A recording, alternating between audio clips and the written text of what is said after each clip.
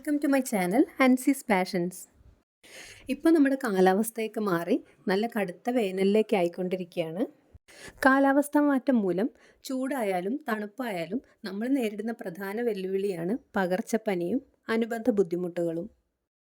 വീട്ടിലൊരാൾക്ക് പനി വന്നാൽ തന്നെ ബാക്കിയുള്ളവർക്കും കൂടി അസുഖം പിടിപെടാനുള്ള ചാൻസും വളരെ കൂടുതലാണ്.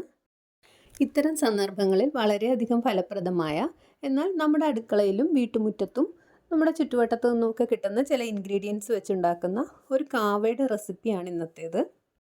വളരെ പണ്ടുകാലം തൊട്ട് എൻ്റെ വീട്ടിലൊക്കെ പനിക്ക് വേണ്ടി ഉപയോഗിച്ച് വന്നിരുന്നതും ഇന്നും ഞങ്ങൾ വളരെ ഫലപ്രദമായി ഉപയോഗിച്ച് വരുന്നതുമായിട്ടുള്ള ഈ ഒരു കാവ നിങ്ങൾക്കും കൂടെ ഉപകാരപ്പെടുന്നതിന് വേണ്ടി ഷെയർ ചെയ്യുകയാണ്. നമുക്കിനി കാവയുടെ പ്രിപ്പറേഷൻ കാണാം. ഞാനിവിടെ ഒരു സോസ് പാനിലേക്ക് 4 ഗ്ലാസ് വെള്ളം, അതായത് 1 ലിറ്റർ വെള്ളം ഒഴിക്കുന്നുണ്ട്. ഇനി ഇതൊന്ന് മൂടി വെച്ച് തിളപ്പിക്കാം. വെള്ളം തിളച്ച് വരുന്ന സമയം കൊണ്ട് ഈ ഇൻഗ്രീഡിയൻസ് എല്ലാം ഒന്ന് ചതച്ചെടുക്കണം. ഞാനിവിടെ 2 കഷ്ണം ചുക്ക് എടുത്തിട്ടുണ്ട്. ചുക്ക് ഈടുകല്ലിലിട്ടൊന്ന് പൊടിച്ചെടുക്കാം.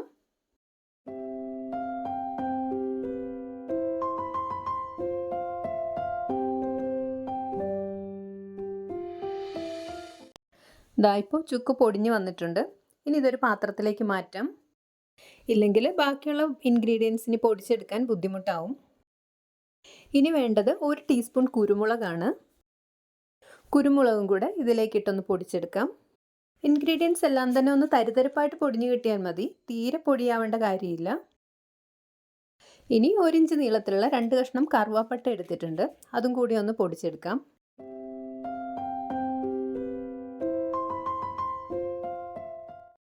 ഇനി 3 ഏലക്കായുടെ തൊലി കളഞ്ഞെടുത്തിട്ടുള്ളതാണ്.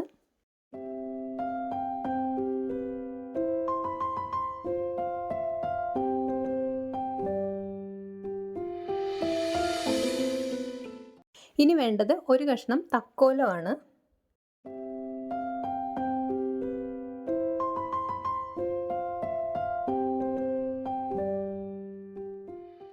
നാല് ഗ്രാമ്പൂ കൂടെ എടുത്തിട്ടുണ്ട്.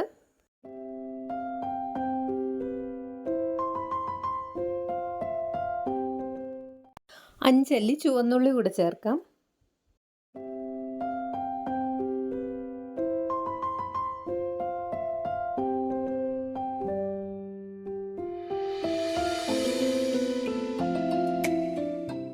അടുത്തതായി 1 ടീസ്പൂൺ കരിഞ്ജീരകം ചേർക്കാം.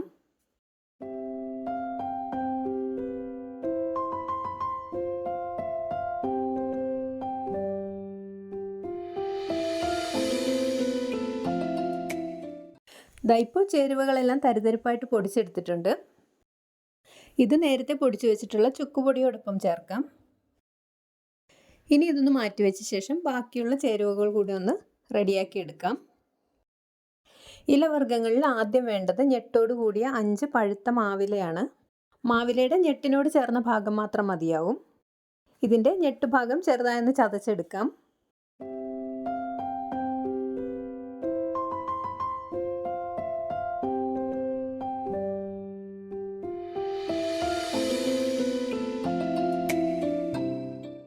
ഞെട്ടോട് കൂടിയ 5 പ്ലാവിലയാണ് ഇനി വേണ്ടത്. ഇതിൻ്റെയും ഞെട്ടുഭാഗം ഒന്ന് ചതച്ചെടുക്കാം.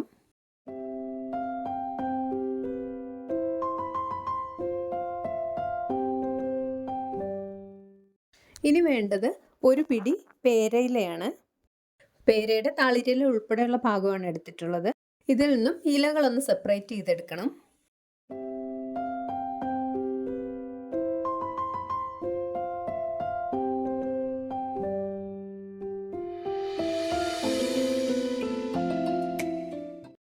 ഒരു പിടി തുളസിയില എടുത്തിട്ടുണ്ട്.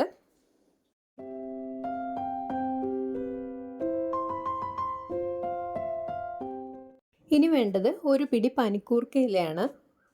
അതായത് ഏതാണ്ട് ഒരു 10-12 പനിക്കൂർക്കയില ഉണ്ടാവും. ഇനി വേണ്ടത് ഒരിച്ചെവിയൻ അഥവാ മുയൽച്ചെവിയൻ എന്ന് പറയുന്ന ചെടിയാണ്. ഇളം വയലറ്റ് പൂക്കളോട് കൂടിയ നിലത്തിങ്ങനെ പടർന്നു കിടക്കുന്ന ഒരു ചെടിയാണിത്. മഴക്കാലത്താണ് ഇത് കൂടുതലായും കാണുന്നത്. ചുമയ്ക്കും തൊണ്ടവേദനയ്ക്കൊക്കെ വളരെയധികം ഫലപ്രദമായിട്ടുള്ള ഒരു ഔഷധമാണിത്.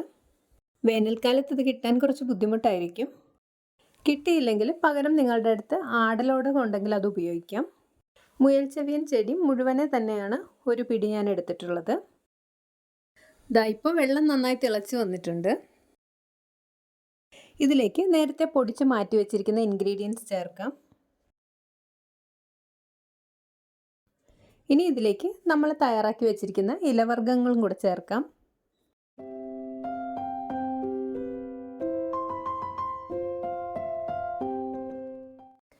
എല്ലാം കൂടെ ഒന്ന് ഇളക്കി മിക്സ് ചെയ്യാം.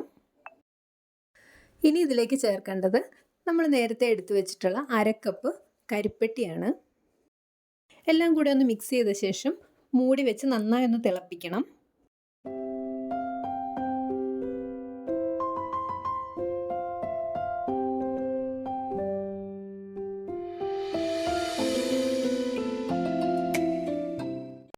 ദാ ഇപ്പോൾ എല്ലാം നന്നായി ഒന്ന് തിളച്ച് വന്നിട്ടുണ്ട്.